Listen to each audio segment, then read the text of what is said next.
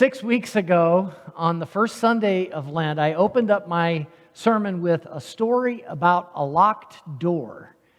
And some of you were here for that and might remember. I told the story about how in December of 1961, a few years ago now, my mom came home rode the bus home from her job at Lutheran Hospital where she worked as a nurse, and she climbed the steps to the second floor apartment where she and my dad lived, and she broke her key off in the lock. So she was 6 months pregnant with me at the time. She was tired, and she just wanted to go inside where it was warm, but there was no getting past that locked door. So she just sat down there in the cold and the snow and cried until my dad got home from work.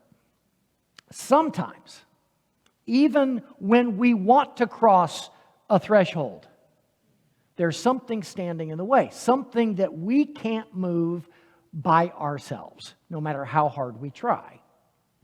This week, I've been thinking a lot about a giant stone that was rolled in front of a cave door. I've been thinking a lot about the women who were so concerned about whether or not they'd be able to move that stone out of the way and cross that threshold so they could get to the body of their friend and do what they needed to do for him. Now, you'll have to forgive me at this point because one of the first things that I thought of as I was thinking about that big immovable stone, and this is how my brain works, I almost always default to Looney Tunes illustrations because I grew up watching cartoons, and my mind always goes there. So my mind went to a cartoon. I looked up the name of it. It's called Alibaba Bunny. It's a Bugs Bunny cartoon. Daffy Duck shows up in it too. But if you grew up watching Looney Tunes like I did, you may remember the scene. So in the scene, this fearsome-looking guard is placed in front of a cave that's full of treasure, and a magic stone is put in front of the cave so no one can enter, and he's given the password, right?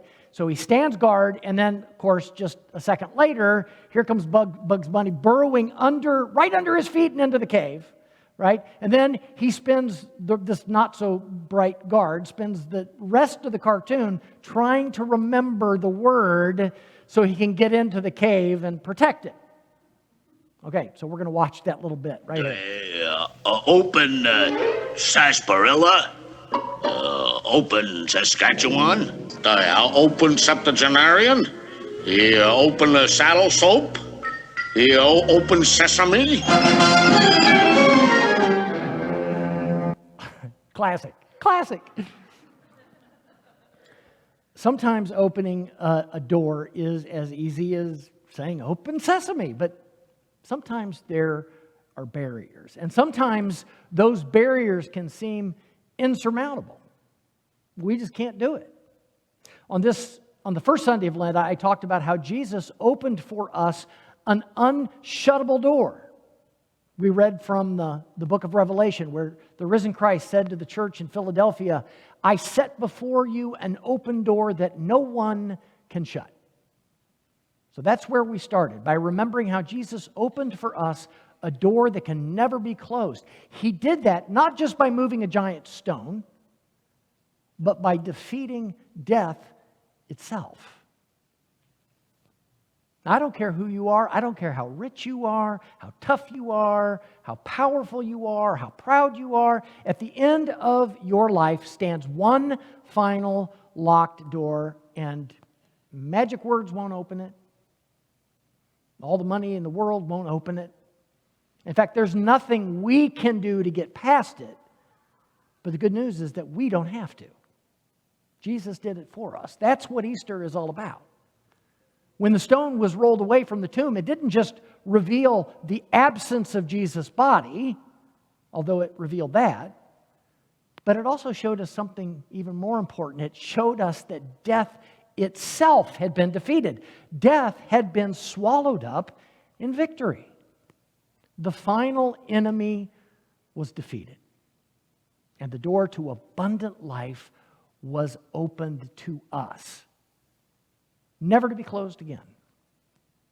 And once again, as I was thinking about opening doors and about defeating enemies, my mind went to kind of a strange place because that's what it does. So this time it wasn't a cartoon, but it was a video game. And I bet we've got some video game players. I know we had some at the first service as well.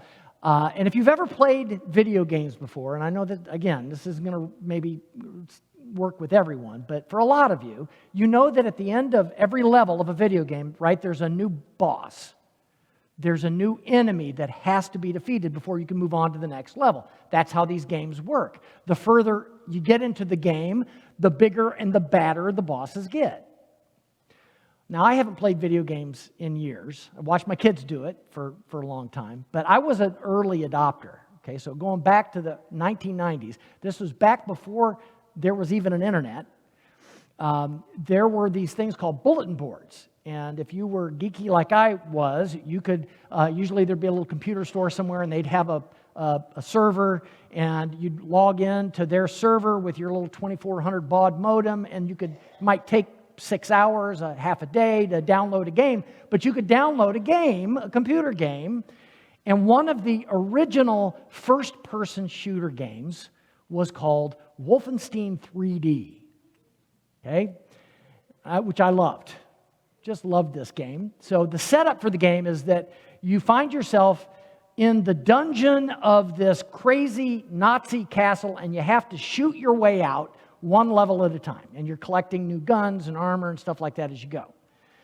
Now, my sons were little. I think they were like 9 and 6 or something like that around that time. And I wasn't supposed to let them watch, because even though you can see the graphics, this is better than the graphics actually were. This was the picture of it. But it was still pretty violent.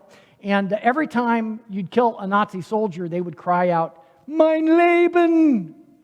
which my kids thought was funny. I did too. It was, which means my life in German. Anyway, just like in the video game, just like in any video game rather, the last level was the hardest. And in Wolfenstein 3D, the final enemy was a 20-foot tall Adolf Hitler with Gatling guns for arms.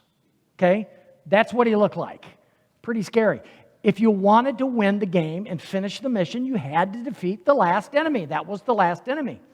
In Wolfenstein 3D Part 2, which came out a couple of years, probably years later, the final boss was a 20-foot tall Adolf Hitler with Gatling gun arms, but he had a robot body.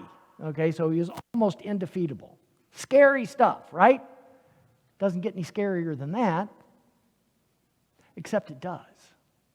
In real life, right, in the real world, none of us get to cross the final threshold until we deal with the biggest and baddest boss of them all, and that's death.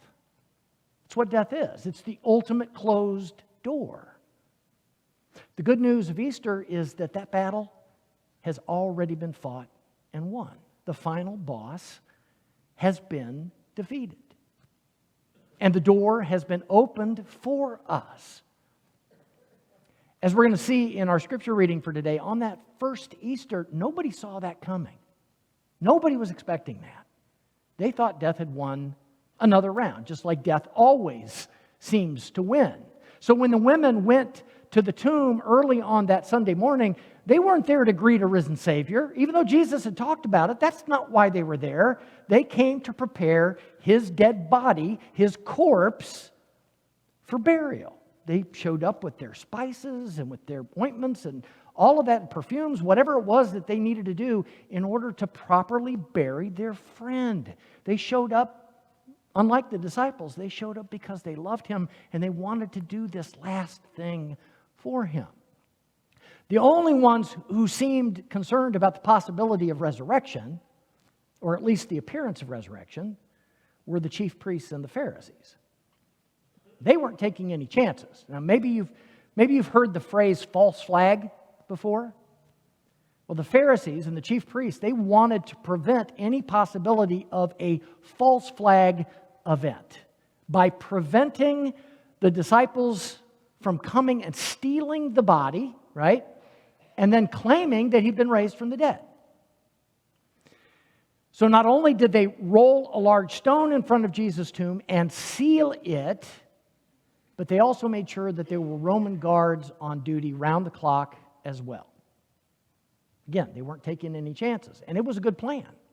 So think about this, in order for Jesus to be raised from the dead, the stone would need to be rolled away, the guards would need to be immobilized, and the biggest one of all is that death itself would have to be defeated. So, kind of a long shot.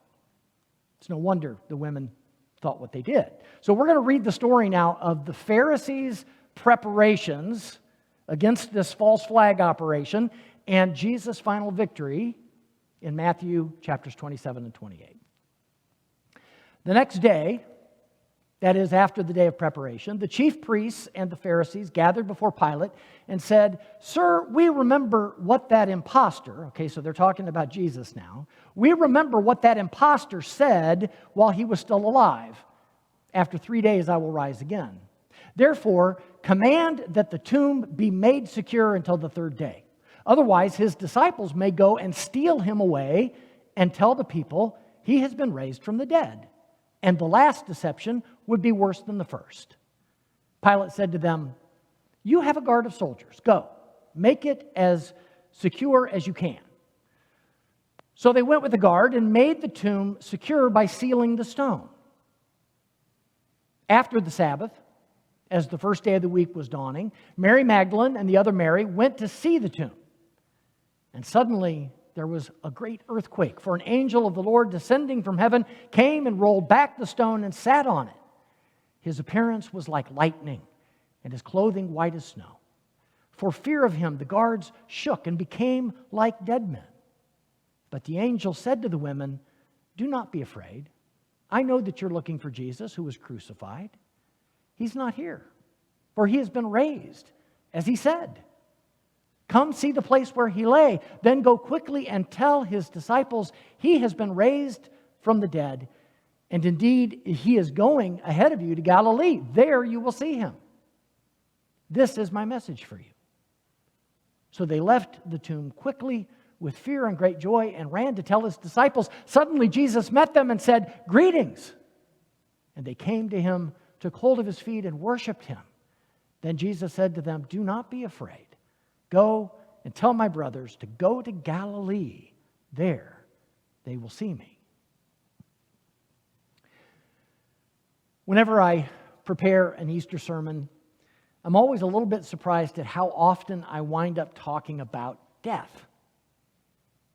I mean, Easter is about life. It's about resurrection. We wear pink and yellow and green. Winter is finally over, right? I mean, the weather today and this week is going to be beautiful. Life is springing up all around us right about now. But there's just no avoiding the subject of death, even on Easter, because Jesus really did die. And the Gospels are absolutely clear about that. In the Gospels of Matthew and John, they go so far as to describe how a Roman soldier took a spear, right? Jesus was still on the cross after having breathed his last breath, so he is apparently dead, but they're going to make sure, right? And so they pierce his side. Right up, I'm guessing, right up under his rib cage, right into his heart with a spear.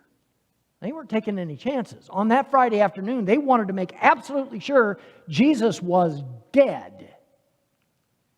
And that's why 3 days later, the events of Easter morning don't take place in some warm spring meadow full of flowers and butterflies, but in a cemetery, a place of death, on the threshold of a tomb.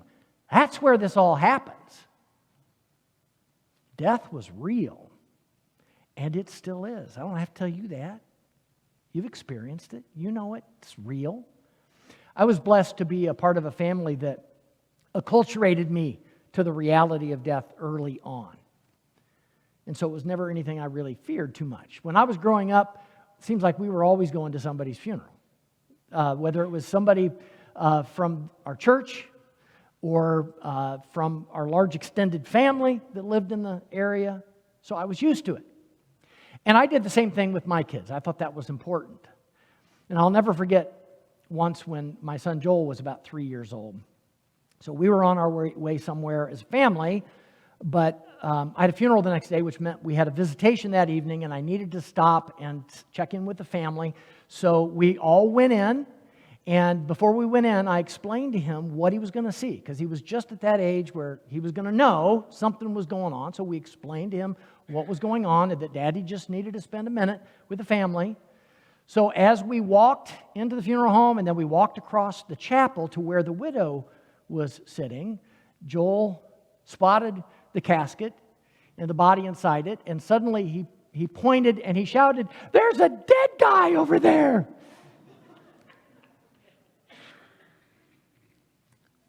Death is a part of life, and we know that all too well. But the good news is that death is a defeated enemy. As Pastor Brian and I were talking about earlier in this week, we live in a post-Easter world, right? In other words, Jesus has risen all the time. It doesn't matter if it's Halloween or Christmas Eve or Good Friday, right? Jesus is risen from the dead. We were fortunate to be born after that happened. And because of that, death is for us, for those who believe, nothing more than moving day. It's a transition from life in this world to life with God. We don't stop living. We just change places. One of my favorite poems describes this in such a beautiful way. I thought I'd share this with you. I've shared it at funerals before, so some of you may have heard this before, but I love it, and it's perfect for our Threshold series as well. This is it. Death is only an old door set in a garden wall. On gentle hinges it gives at dusk when the thrushes call. Along the lintel are green leaves. Beyond, the light lies still. Very willing and weary feet go over that sill. There's nothing to trouble any heart, nothing to hurt at all. Death is only a quiet door in an old wall. The women showed up at the door of Jesus' tomb on Easter morning, not knowing that the victory had already been won. So they showed up feeling like I used to feel when I would get to the highest level of a video game, expecting to encounter the biggest, baddest boss of them all.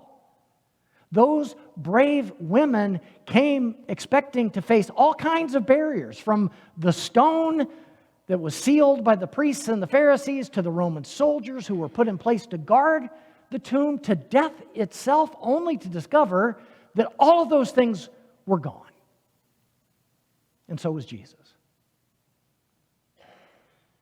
One of my favorite Easter verses comes from Luke's gospel, where the angel says to the women, "Why do you seek the living among the dead?" I love that verse. In other words, why are you wasting time in this place of death? He's not here, and you don't have to be either. So go out and live.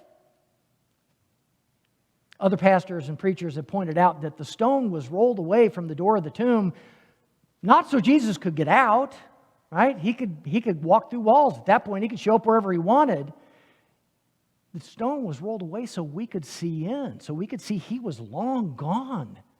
Jesus didn't linger in the place of death, and he doesn't want us to either. He doesn't want us to live there, set up camp there. The angel said to the women, "He's going before you to Galilee. There you will see him." In other words, if you're looking for Jesus in an empty tomb, you're looking in the wrong place. Jesus is loose in the world, your world. When Jesus defeated the final enemy and opened for us that unshuttable door, he didn't just pave the way for life after death. He opened up the possibility of abundant life for us right now, right where we are, right where we live. Because of Jesus, even the parts of our lives that might feel like they were dead or dying before, they can be brought to life. Even the parts of us that seem beyond hope.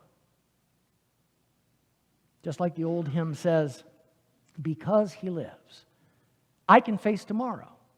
Because he lives, all fear is gone. Because I know he holds the future, and life is worth the living just because he lives. Amen.